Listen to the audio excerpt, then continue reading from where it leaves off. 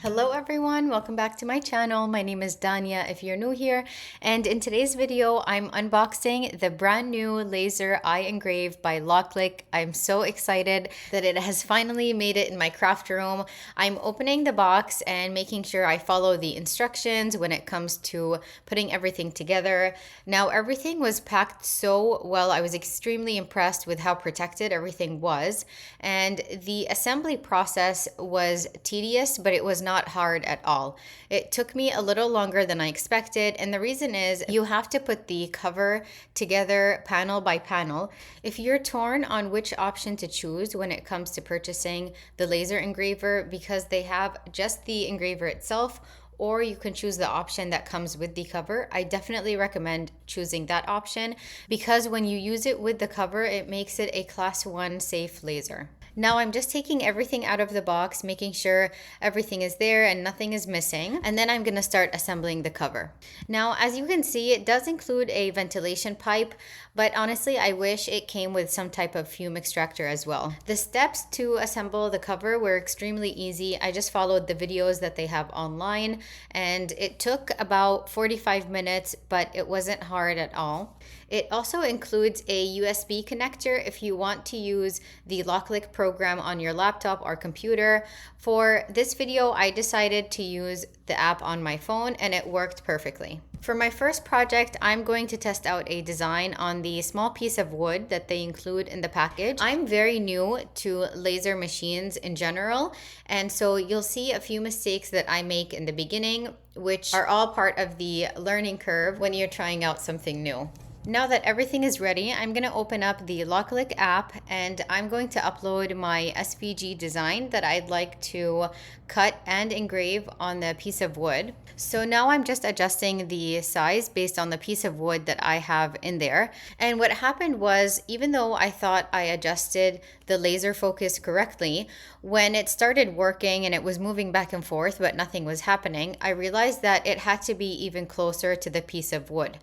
I didn't notice at first that there were 3 levels for the laser head itself. Once I noticed that, it fixed all of my problems, but you'll see all the trial and error that I'll have to go through until I realize my mistake. Now that I adjusted the height and the focus, I'm putting the wooden piece back in and I'm trying this again. Now on the app itself, once you choose the material that you have in there. So for example, 3mm basswood, it automatically chooses the settings for you. So that was very convenient and I didn't have to guess or look up all the different settings. After I figured out how to finally get the laser to cut and engrave on the wood, I was feeling confident and I brought in a blank that I purchased from Dollar Tree, and I wanted to make a cute sign for my kitchen. Now, because this cutting board is a little bit thicker than the small piece of wood that I tested out in the beginning, I have to adjust the focus again, making sure that the laser is the correct distance from the blank that I have in there. I followed the same steps on the app, this time choosing a different size and a different thickness for the material, and I let the laser machine do its thing. Keep in mind, this video is very sped up. This is not how fast it goes. All right, now that the machine is done, it's finally time to reveal the design and see how well it did. I definitely could have gone a little darker, but I think for my first time and my first actual project, it turned out really cute. And this is how it looks in my kitchen. I love it so much. If you like the SVG design, I'll have a link in the description box where you can download it for free. Now I'm bringing in another Dollar Tree blank that I want to use to create a watermark for myself. I want something that's around 6 inches that would look cute when I film YouTube shorts or reels for Instagram or even for Facebook. And I'm testing out the same design that I did in the beginning, which is my logo. I want to do an offset, and then I also want to do the letters themselves that spell out Danya Made. So let's see how it turns out. On the app itself, all I do is adjust the size, and then again I let it know the type of material and the thickness that I want. I chose cut for the offset and then also for the letters. So I'm not engraving anything this time, I'm only cutting. And you'll notice there's a circle in the top left corner. That was a test cut that I just did. Again, because I'm a beginner at all of this, I wanted to make sure the settings were correct, even though I had already tested them out and the machine proved to me that it was going to cut. I still wanted to double check. So when I made sure that it was all correct, I let it cut out the logo. I was so happy with how it turned out. Once it was done, I took it over to my glass mat to paint both layers. I wanted to do white for the bottom layer and pink for the letters themselves, and I just used acrylic paint. After I was done, I kind of wish I used my acrylic pens instead, but I think they turned out fine. Now I'm just moving all the letters and the offset to the side to clean my glass mat, which, by the way, side note, I love this thing. It is so easy to clean. I do all kinds of projects on this and I never worry because I either use rubbing alcohol or sometimes I just use a baby wipe and it is all gone. It is the best thing ever. Once the paint was dry, it was time to glue the letters onto the offset. At first, I was going to use wood glue, but then I noticed that it was leaving this yellow residue. So then I brought in my E6000 and I feel like that did so much better. But for my next projects, I think I'm going to try Gorilla Glue instead. And that is how the watermark turned out. Isn't it absolutely adorable? I mean, it matches my glass mat perfectly too, which was completely unplanned. It was just a happy coincidence. I thought I was done for the day, but for comparison purposes, I decided to cut it again with a few tweaks. I did 3 layers this time, the offset, the letters, and then I also did an engrave of the letters on top of the offset. And I figured that was just a nice way to create a guide for myself and help me see exactly where each letter is going to go. You'll see me adjust all the settings on the app. Honestly, is very easy to use, which is something I really appreciated. Now, while the machine is cutting, let's talk more about the LOKLiK Engrave and all of its exciting features.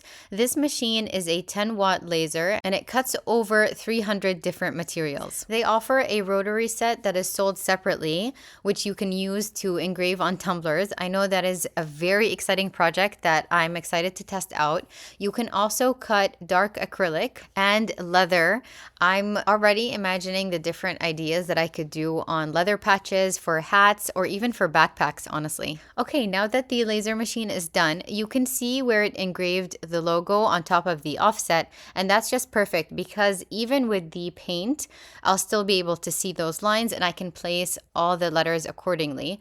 So this time I'm going to use acrylic markers just so that we can compare the results. And I feel like it's a little bit easier when working with wood, especially small pieces, because the paint might go everywhere and it might get a little messy. So we'll see how this turns out. I'll have the acrylic markers linked in the description box if you'd like to check them out. And of course, I'll also have the link for the LOKLiK Engrave and all that information if you want to take a look as well. Okay, now that I'm done with the background layer, I'm gonna start coloring the letters with this bubblegum pink, but you'll see in a few minutes that I don't really like the shade and I end up going over it with a different shade of pink.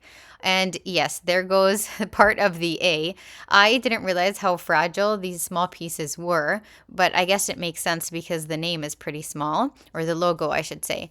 So I wasn't too concerned because I figured I still have to glue them on the offset anyway, so we're just going to worry about that when the time comes. Now I'm just going over them with the lighter pink I was telling you about, and then once I'm done, I'm going to glue all the letters down, and this time I'm going to use Gorilla Glue, as I had told you earlier, just so that we're comparing everything.